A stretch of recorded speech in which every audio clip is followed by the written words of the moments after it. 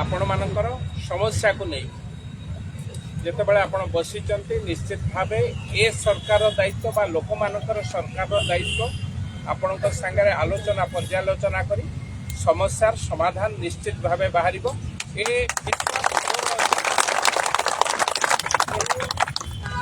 आज आम विधानसभा भितर आलोचना करूँ आपण जो बंधु अच्छा सी चाहूले जे आज मुख्यमंत्री को खाली चिठी दवाई बोले चिठी दबा तो निश्चित किंतु चिठी दबा पूर्व माननीय मुख्यमंत्री श्रीयुक्त मोहन चरण माझी द्वारा गोटे टीम करा तीन जन मंत्री ताधे अच्छा parliament affairs law minister Prithviraj Harichandan एवं रेवेन्यू मिनिस्टर अच्छा आम 7 जन विधायक से कमिटी आपण समस्या को ये सरकार आलोचना पर्यालोचना माध्यम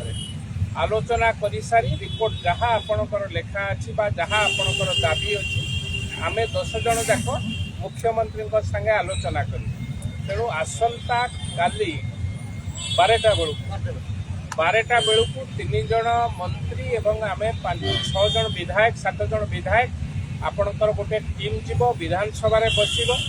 विधानसभा आलोचना हम विधानसभा आलोचना हलापर जहाँ निर्देश बाहर जहाँ आपण मैंने लिखिकी देखे परवर्ती अवस्था आम मुख्यमंत्री की से कथाटा को जन तार केमती समाधान आपण मैंने जमा आम पर नुहत आपण मैंने आमरी निज लोक तेणु आपण मैंने जिते कष्ट पाते दुख पाँच से कष्ट आमको लगुच ये सरकार हूँ आपणकर आपण आशीर्वाद से ये सरकार है तेणु आप जहाँ जहाँ दाबी रखिंट से दाबी सांगे चाहिए से ये आमको मत गोटे दे राति देखी मेमोरेंडम टाक ईराशीष भाई की भी आम राति आलोचना पढ़ी काली सकाल 12टा बेले जो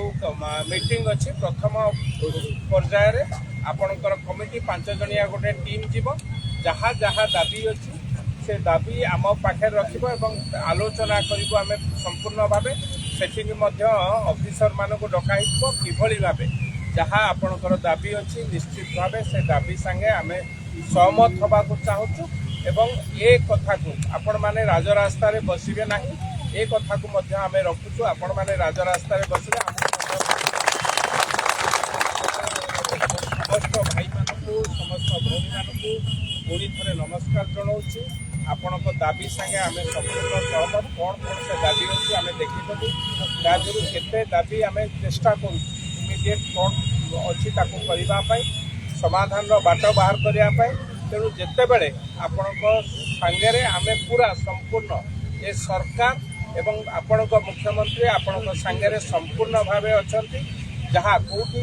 टिके विलम्ब होता पारे किंतु आम चाहबू विलम्ब हेले ये कार्य जय जगन्नाथ दायित्व सहकार नौ आम 2 जन भाई ये आसीचु एवं काली पूरा 10 जन टीम बस आपणकर गोटे 5 जनिया टीम जीवे एवं से आलोचना है निर्देश बाहर तेणु आपण मैंने बहुत समय दीर्घ समय धरिकी आंदोलन में बसी राजरास्ता उपर बसी एक कथा देखला बेलू